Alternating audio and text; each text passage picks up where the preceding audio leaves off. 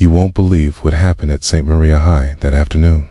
It started like any regular Thursday classrooms, buzzing, students dragging through lessons, and teachers just trying to make it through the day. No one had a clue that something unbelievable was about to unfold.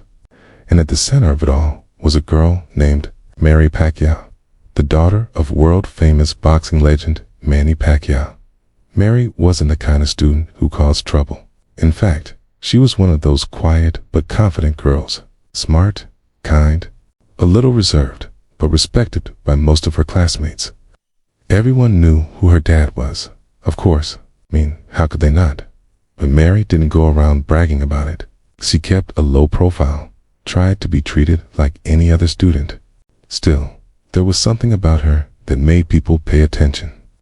Maybe it was her natural grace, or maybe the quiet strength in how she carried herself.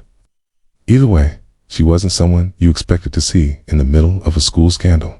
But that's exactly what happened. It all went down in third period art class. Miss Clarice, the art teacher, was usually patient, calm, the kind of teacher students liked, even if her classes were a bit slow. But that day, something was different. She seemed frustrated, on edge. Maybe it had been building up for weeks. Maybe she was just having a bad day. Whatever it was, Mary happened to be in the wrong place at the wrong time. Mary had come in late, not by much, just a couple of minutes. But that seemed to set something off in Miss Clarice. She asked Mary for a late slip. Mary explained she had been at the nurse's office. Clarice didn't buy it. A few more words were exchanged. The class got quiet. Then, out of nowhere, Miss Clarice told Mary to sit in the middle of the room. Everyone looked confused. Even Mary seemed caught off guard. And then it happened. Miss Clarice walked to her desk, pulled out a small box, and opened it. Inside were hair clippers, real ones. Everyone thought it was some kind of joke-like part of a weird art project, but it wasn't. She turned them on. The buzzing filled the room. Then she walked over to Mary and, before anyone could even react, shaved a chunk of her hair clean off. The room froze. Mary sat still, shocked, like her brain hadn't caught up with what had just happened. Some students gasped. Others were too stunned to say anything. Phones started coming out, half hidden under desks. The silence in that classroom was so heavy, it felt like the air itself had stopped moving. Clarice stood there like she didn't realize what she'd just done, or maybe she did. And now, she didn't know how to undo it. But it didn't stop there. Barely 5 minutes later, the classroom door creaked open. In walked a tall man, composed, wearing a simple polo shirt and jeans. He didn't say a word, but everyone recognized him instantly. It was Manny Pacquiao. The room went even quieter, if that was possible. Miss Clarice turned slowly, and the moment her eyes met his, you could actually see the color drain from her face. Her hands dropped the clippers. Oh. Mary looked up, her eyes wide, as if she didn't know whether to cry or hide. Manny stood in the doorway, not shouting, not panicking, just watching. And that was the scariest part. No one knew what he was thinking. No one knew what he was about to say. But everyone knew something big was coming. Nobody in that classroom moved. It was like time had stopped. Manny Pacquiao, boxing champion, national icon, senator, and now the stunned father stood in that doorway, staring at the teacher who had just shaved his daughter's head. He didn't yell. He didn't rush in. He just stood there with this unreadable look on his face. And somehow, that silence was louder than any punch he'd ever thrown in the ring. Miss Clarice, the teacher, looked like she wanted to disappear. Her lips were slightly parted, her breathing shallow. She finally took a step back from Mary, as if suddenly realizing what she'd done. Mary still hadn't moved. A large patch of her dark hair was gone from the side of her head. Her face was pale. Her eyes didn't blink. She looked lost. A student in the back tried to slide their phone back into their bag. But the small sound of the zipper made everyone flinch. It was like a spell had been broken. Manny finally stepped into the room, slow, controlled. His hands were at his sides. His eyes never left Clarice, not for a second. And still, he hadn't said a word. The students looked from him to their teacher, wondering what this was all going to turn into. Some expected him to explode. Others were just hoping he wouldn't. But if you really knew Manny Pacquiao, you'd know that he wasn't the type to lose control. He fought with discipline. He lived with purpose. That's what made what happened next even more chilling. He walked up to his daughter first, gently placed his hand on her shoulder, whispered something that only she could hear. Mary blinked, slowly came back to the present. Her eyes filled with tears, but she didn't cry. She just nodded at whatever her father had said. Then Manny turned to the teacher. Still no yelling, still no drama, just a soft but firm voice. He asked, "Why?" That one word was heavier than a punch. Miss Clarice opened her mouth, trying to find the right explanation, if there was one. She started talking fast, like she was trying to outrun her own mistake. She said something about school discipline, about Mary breaking the dress code. She mentioned something about the rules regarding hair length and uniform standards. But even as she spoke, her voice trembled. No one believed that was the real reason, because shaving a student's head in front of the whole class, that wasn't discipline. That was something else. And the more she talked, the more it became clear she had crossed a line that couldn't be explained away with school policies. Some students started whispering. One said they'd heard that Miss Clarice had been dealing with stress from her personal life. Another mentioned that she'd been strict with other students before, but never like this. Rumors started forming even before the full story was out. Was it jealousy, bias, or just a complete breakdown in judgment? Whatever it was, it didn't justify what had happened to Mary. And still, Manny stood there, listening, not interrupting. He didn't raise his voice, but his silence, it was powerful. You could feel it pressing on everyone in the room. Even the air felt heavier then. Without turning around, Manny said to one of the students near the door, "Call the principal." That was it. He sat down next to Mary, put his arm around her shoulders like any father would. Not as a boxer, not as a senator, just as a dad who had shown up for his child in a moment she would never forget. But there was still one question hanging over the room, louder than everything else. Why would a teacher, in front of a full classroom, do something so extreme to the daughter of someone as respected and public as Manny Pacquiao? And even deeper than that, was this just about Mary? Was there something else going on? Something no one had seen coming yet? ChatGPT said. Outside the classroom, word had already started to spread. A few students had quietly messaged their parents. Some had even posted vague updates online, hinting at a scandal involving Manny Pacquiao's daughter and a teacher gone too far. By the time the principal arrived, the hallway outside was crowded with whispers and anxious faces. Inside that room, the silence still hadn't lifted. Principal Esteban walked in briskly, face tight, trying to look calm, though it was clear he'd been caught off guard. He hadn't expected to see Manny Pacquiao sitting there, arm around his daughter, surrounded by stunned students and a pale, shaking teacher. The tension in the air was thick. He glanced at Clarice, then at Mary, then carefully at Manny. "Mr. Pacquiao, I wasn't aware there was a situation." Manny stood, calm but firm. "There is." Mary finally spoke. Her voice was soft but steady. "She shaved my head." "I didn't even know why," Clarice interrupted, still trying to defend herself, though her voice cracked with every word. "She violated the grooming policy. The handbook clearly states." Manny looked at her, not with anger, but something worse. Disappointment. "You think rules give you the right to humiliate a child?" They landed harder than anything else. The principal cleared his throat. "This is serious. We'll launch an internal investigation immediately. I assure you." Manny didn't wait for the rest. No, not internal, public, transparent. If this can happen to my daughter, it can happen to any child in this school. That was the moment the real conflict began. Quaint, what started as a personal incident suddenly turned into something bigger. Manny's presence made it impossible for the school to sweep it under the rug. Parents began arriving.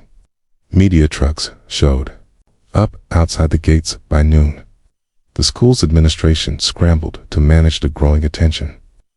Meanwhile, Mary sat quietly in the nurse's office, a hoodie covering her uneven hair.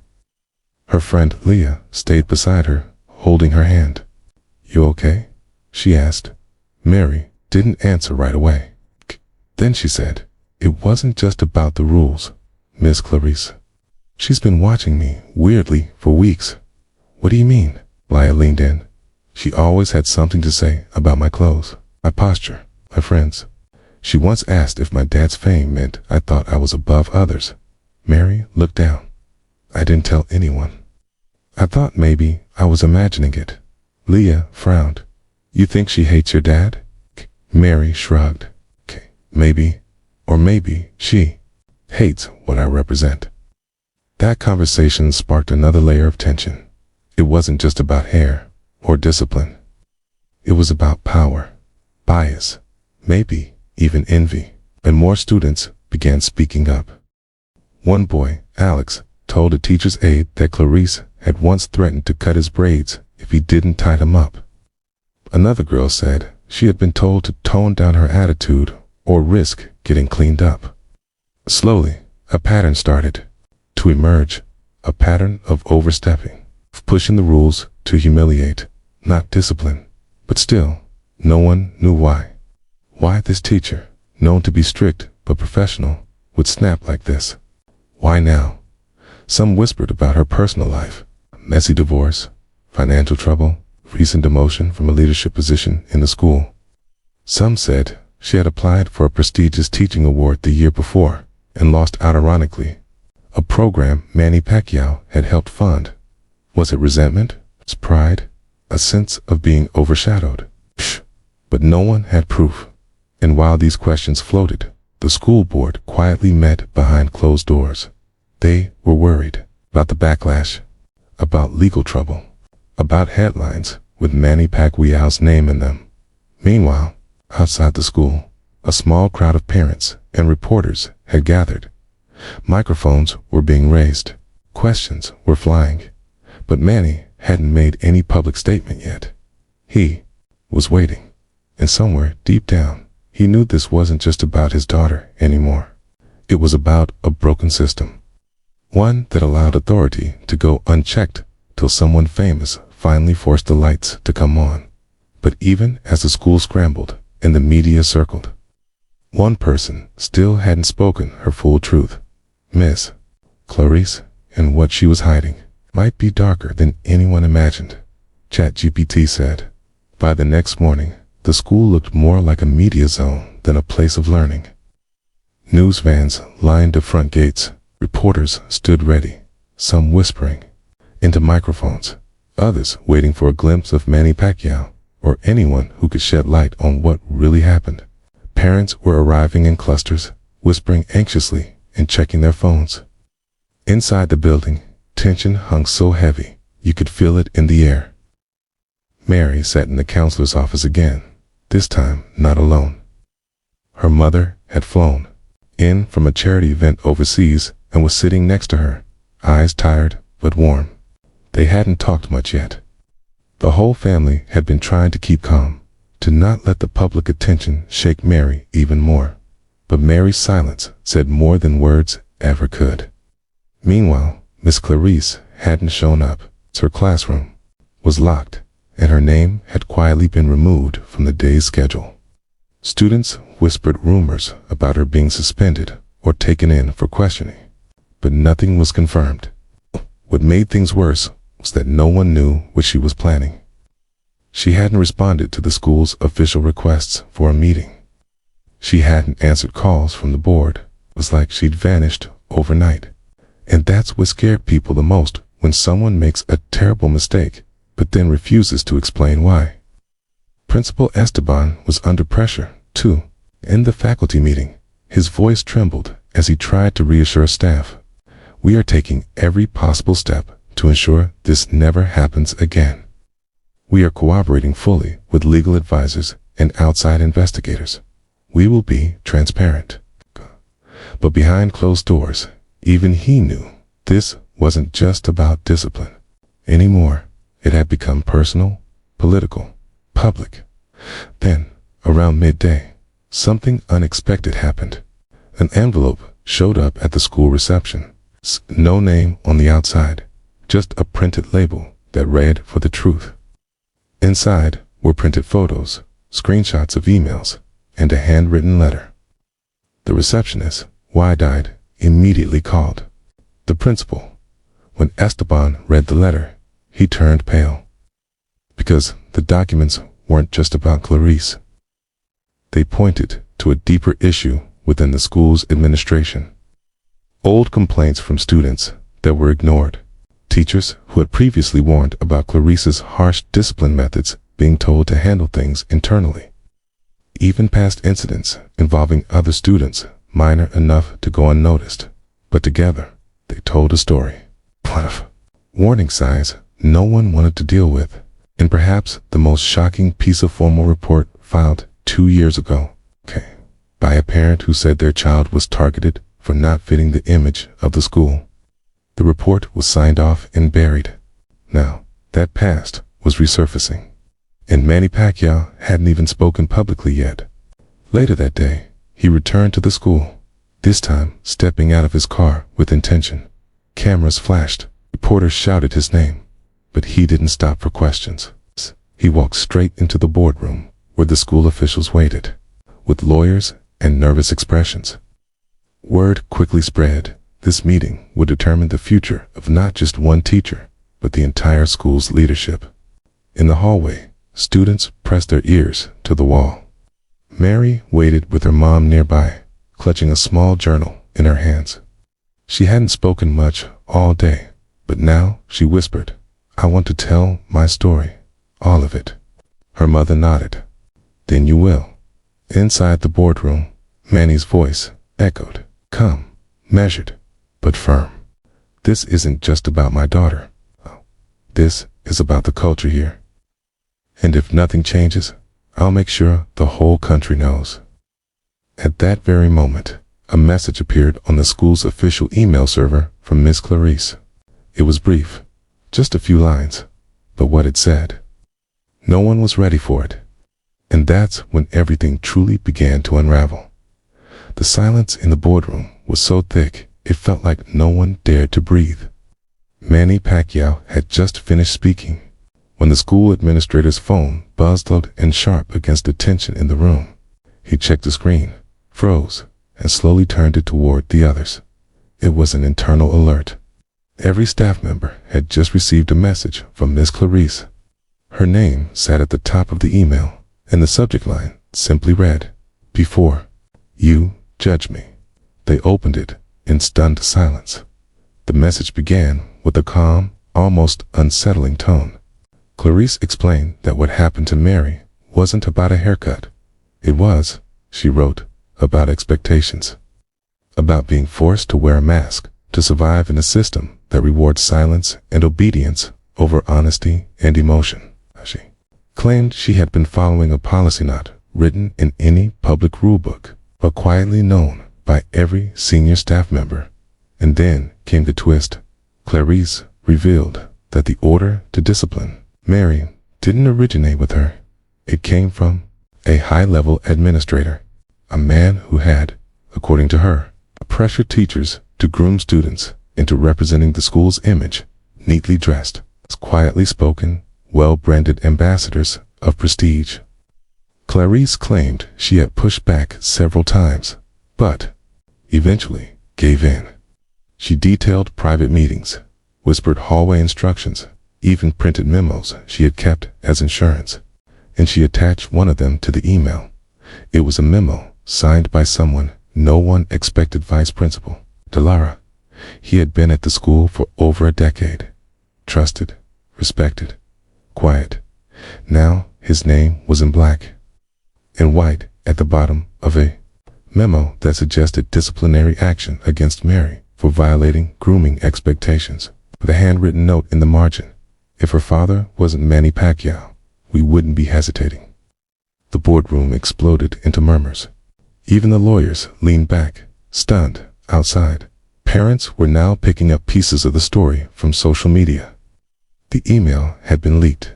Screenshots were everywhere in parenting forums, student group chats, even trending on Twitter under hashtag #PACQUIA old school scandal. Support for Mary was pouring in, but so were tough questions.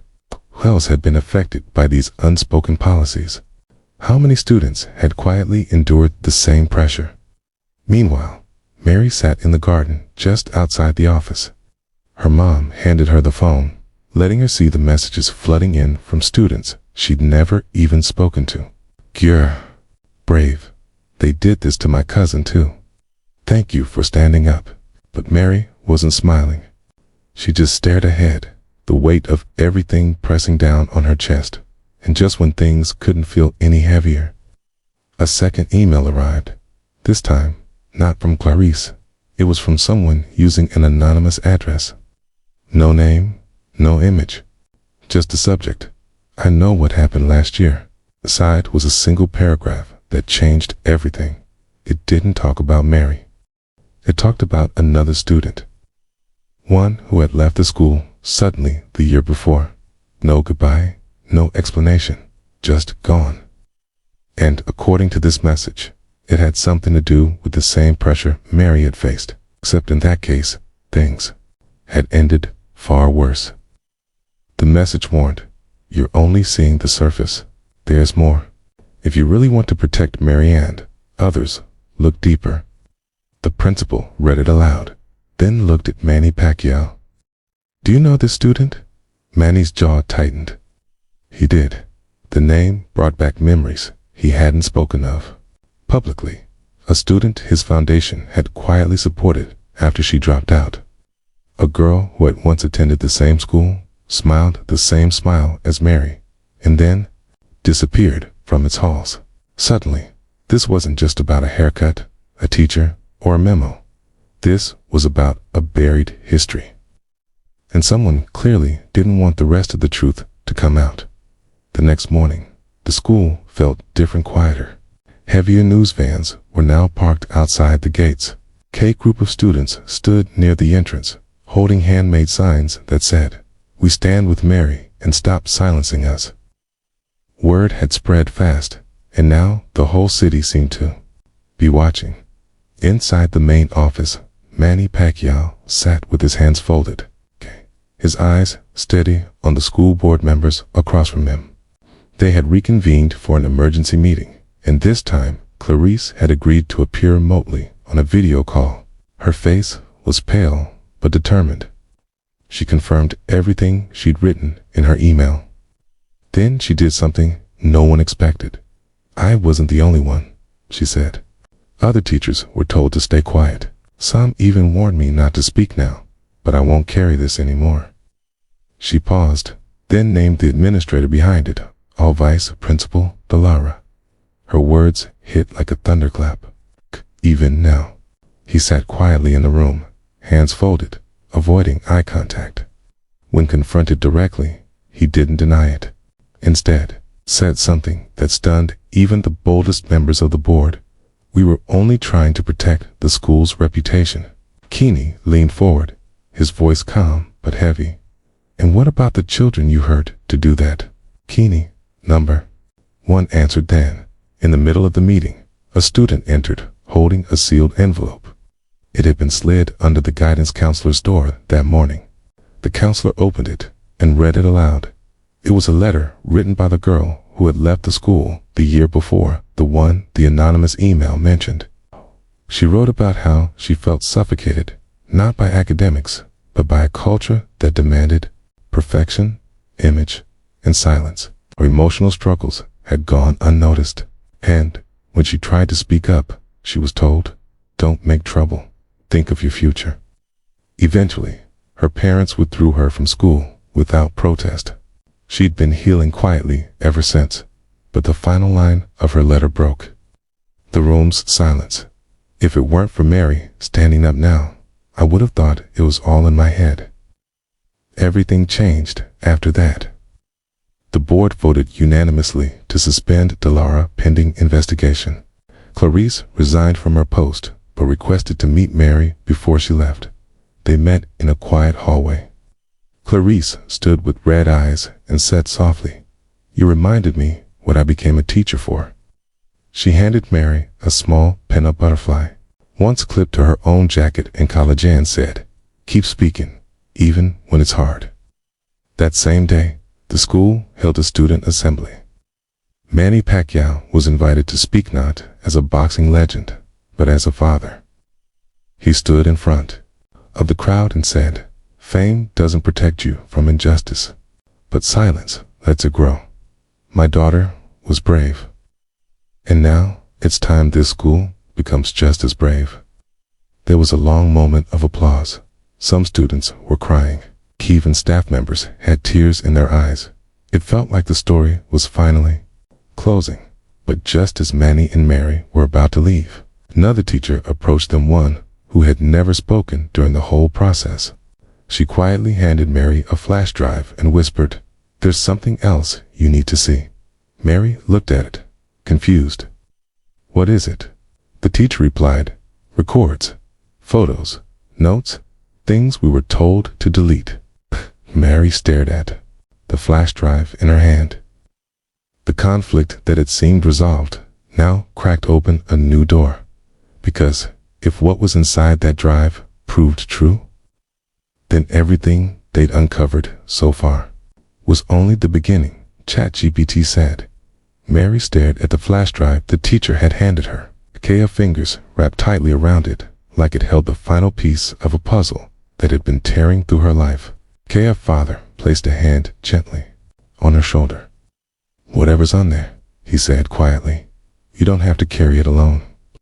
Later that evening, in the quiet of their living room, Mary plugged the flash drive into her laptop. Manny sat beside her, eyes fixed on the screen.